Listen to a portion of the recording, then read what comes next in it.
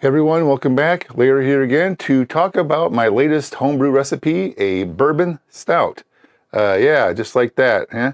And been posting pictures about it on Instagram, some comments online about it and its progress and things. And it took a couple months in the making to get this thing finished because the time involved in brewing such a beer took a while, patience, right? I probably could have waited even a little bit longer before I kegged and canned it, which I just did a canning video on, by the way. If you haven't gone and seen that, go check that out as well on my channel. But so this is a clone. It was originally a clone recipe of Dragon's Milk, as published by Brew Your Own magazine back in 2008. I have the old hard copy issue with me around here somewhere, and I based my recipe around that. Last year, when I first brewed this in that Brew Day live stream, when I did that Dragon's Milk inspired Brew Day. I think it was November of 2021, right? For those of you who watched that, you know how fun that was. At least for me, it was, and it turned out great. And although I enjoyed it greatly, it was awesome. It was my first bourbon stout, and I did cheat by using someone else's recipe to start with. This year, I decided to take it a little bit further and change a few things that I thought could be improved about that last recipe, which included things like a little bit more oakiness, a little more vanilla notes. Maybe a different type of bourbon. I tweaked the grain bill a little bit, right? So what I'm going to do is go over that new recipe with you, and for reference, I'll throw in a little bit of detail around the old recipe too, if it helps you all kind of compare and contrast what I did. So for those who want to go right into it, I got a couple of hard copies here showing them both, my old and my new here. And largely the grain bills were the same, but what I did do is double the recipe.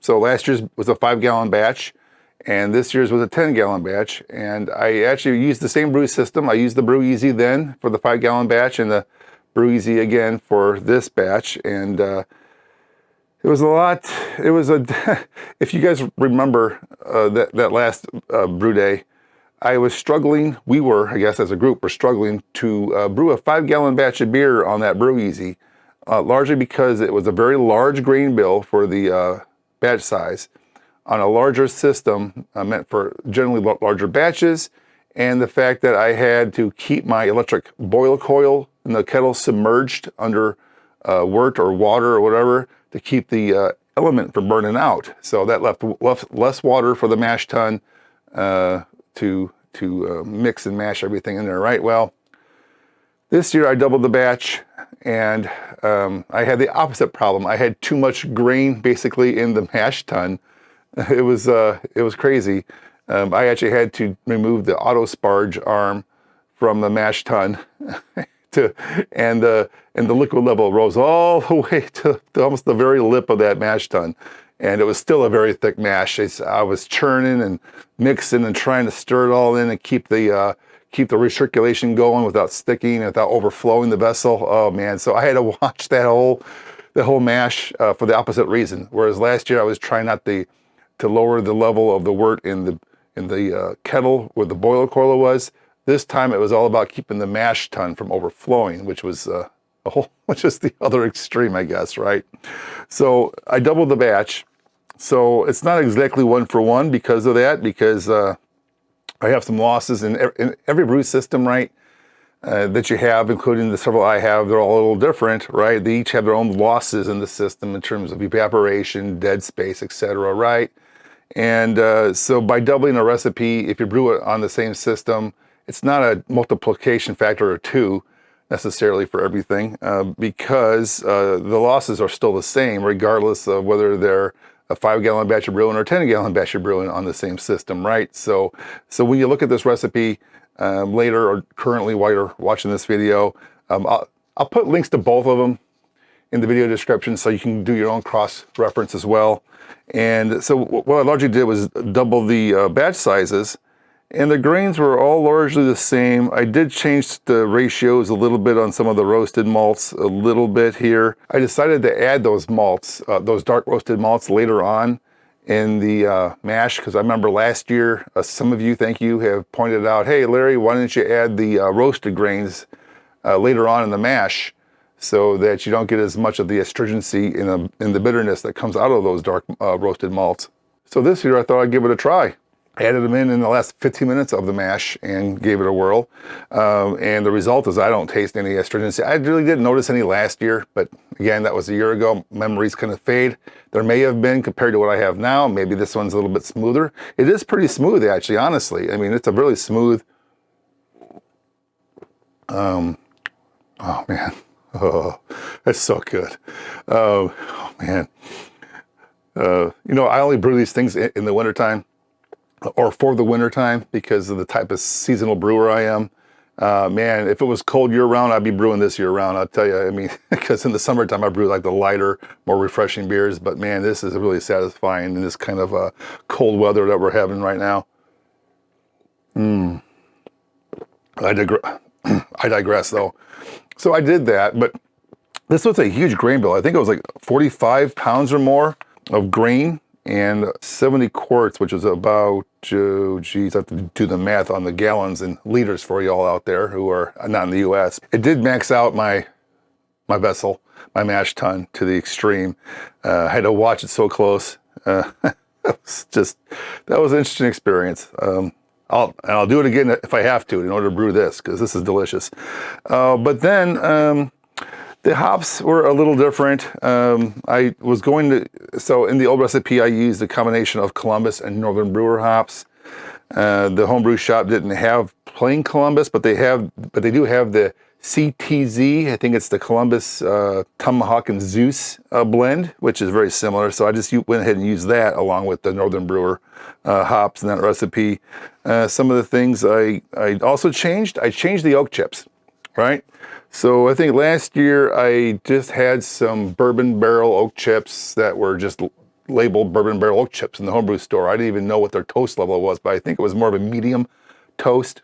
What I didn't think I got out of that, it was good, it was a little woody, it was great, but what I think I missed out of that was the heavier toast, what the heavier toast chips can bring, which is more like vanilla notes, because if you didn't know, vanilla extract, a lot of it, at least where I go to the grocery store, is artificial, and will hardly make vanilla extract without vanilla. They get it from wood pulp. Wood has got vanillin in it, which is what a lot of it comes out when it ages on this wood, in the heavily toasted wood especially, and you get a little bit more vanilla notes without actually having to pay the money to go out and buy some vanilla bean, which was my first thought when I was going to revamp this recipe. But I gave it the heavy toast chips a chance, and I'm quite happy with it. Just a very small hint of that vanilla character. Now, maybe next year I'll add actual vanilla bean, who knows. But for now, that was really great little upgrade.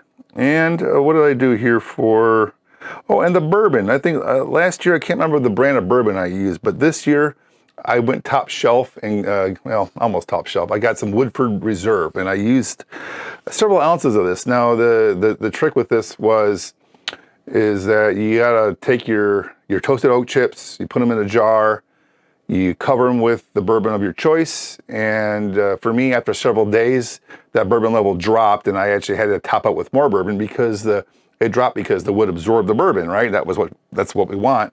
So I probably poured, oh geez, I think I weighed it was more like around 12 ounces or 11.7 by weight ounces of 90 proof bourbon, Woodford Reserve, to this batch, and tastes great. I mean, it's got you can taste the bourbon in there, because that's hence the name of the style, right? But it's subtle and complements that malty profile. Oh, so this is so good. Hold on a minute. I gotta top this up in a minute. So, as far as topping up, just to let you know, if you're not familiar with this style, it's really an imperial stout with bourbon and wood, aged, barrel aged kind of character to it. And so therefore the alcohol by volume is pretty high. Now, for my batch, I designed and got a little over 9%. So I designed for a little over 9. I got about 9.3 on here that I measured, but Keep in mind, I added about 11.7 ounces of bourbon. So over a 10-gallon batch, I worked out to about a half a percentage point more than I measured in the final gravity of the beer. So it's going to be about closer to like 9.8, even maybe even 10% or so when it's all done. So this is not the beer that you want to chug a lot of, although it is fun to do. I wouldn't recommend it because it can knock you over before you know it. You can pound a few of these before it hits you, and when it hits you, woo, yeah. Anyway, but so that was good. I didn't change anything else. I used the same mash profile. Everything else was really the same. But one thing that did change from last year to this year is that last year it was my first time brewing such a high gravity batch on a BrewEasy system that was kind of marginally able to brew it, and I got a huge mash efficiency hit. Now, when you brew these heavier styles, you're going to take a mash efficiency hit already. And some rules of thumb are like you're going to lose about 10% extract efficiency if you were to do these kind of big batch beers, which I did, but then I lost more than 10%. So I went from my designed 70% efficiency down to about a 56% actual extract efficiency in the mash. And this year, I planned ahead and designed a recipe around a 60% efficiency, knowing I usually get around 70 in this system. And what I actually got was 61.2% max extract efficiency. I actually did better, but still not much better. It was right along with it with my design, and my outputs ended up being really good, right along in line with what I planned. I mean, my original gravity was a little high, and my final gravity was only slightly high. But my IBUs, my alcohol by volumes, my color, my SRM numbers, almost dead on with the design versus the actual. So I'm stoked. I think I've mastered the BrewEasy. Finally, after a couple of years, right? This is what happens with these brew systems. Like, you get them, and you get used to them, just like a grill or your favorite camera that I'm filming on. I got a new one over here that I'm still trying to learn. Hello. I'm trying to, anyway, any new thing you get takes a while to get used to, right? And that's what I've been doing with the BrewEasy, and I think I'm finally hitting a stride with it. So the brew day, I did solo. Didn't have anybody to help me that day. It was sort of an impromptu brew day when I realized suddenly sometime in early October, oh crap, I gotta brew this beer soon, otherwise I won't be able to have it for Thanksgiving and beyond, right? So I scrambled and bought all the ingredients I needed and brewed it all my own. Not a problem.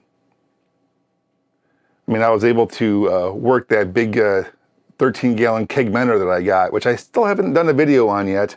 I got footage, plenty of footage of it. I just haven't done a review video of it. But to give you a hint, I love it. So stay tuned. I'm hoping to get around to doing a Kegmenter video at some point about it. And then, of course, I got some other new gadgets this fall. I got a spike, one of those spike oxygenation kits. Their new one with the little dial valve on top. I used that for the first time with this batch. I also used the Spike all-in-one PRV. Not my first time. I've used it for a couple of batches before already. I haven't yet done a review video of that yet either, time and everything, but that worked out really well too. It held the pressure. So what has happened is that my primary fermentation was in the Kegmenter, because it can hold all, I think it was around 11.5 gallons of actual of wort after it left the kettle. It fermented for the 2 weeks, and I used a floating dip tube called the Float It 2.0 by Homebrew Labs. I'll put links to all these things down in the video description down below. And that did great to keep the trube behind. Racked out of this thing into 2 other smaller pressure fermenters. And again, I didn't pressure ferment traditionally like 10 to 15 psi. I only use these pressure fermenters to give me a positive airlock and then make closed system transfers later on easier to do. So I really just set the PSI down to a couple PSI just to keep that positive pressure in there and have it ready to like rack later. So really, so when I mean by pressurized or pressure vessels, I really just use them for transfer purposes only, right? I don't want to put too much PSI on these fermenters for those who are not in the know, because what it does, it'll affect your flavor as well. Because one of the reasons why we do pressure fermentation, right, is to suppress esters, which is why it's popular for doing lagers at warmer temperatures.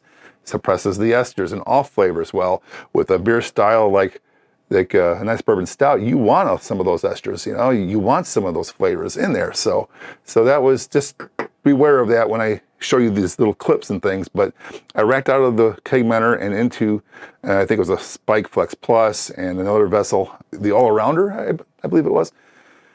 And again, I set those at a pretty low pressure too, and aged them with wood. So what I did is take those bourbon-soaked wood chips, I separated them into 2 different bags, 2 little small nylon mesh bags. That were sanitized ahead of time and all. Put the wood chips in there, tie each bag up, and put them in, one in each of the fermenters. And then I took the leftover whiskey that I had, and I poured half of it in each of the fermenters. Because it was a really nice woody colored bourbon. Why not, right? Dump it all in. That's what I did, and let that age for another few weeks. And when it was done, of course, I racked to some kegs, carbonated it like you normally do here, and now it's sitting right here next to me on tap. In fact, I just killed the first of the 2 kegs just as I was pouring this glass up here. So, but it's okay, because a lot of that is in canned form, like I did in my last video about canning. So that's okay. Got a whole new 5-gallon keg to keep me going for another few weeks, month, maybe, I don't know, we'll see. There you are, there you have it. My recipe, again, links down below for all that stuff I mentioned, and then some.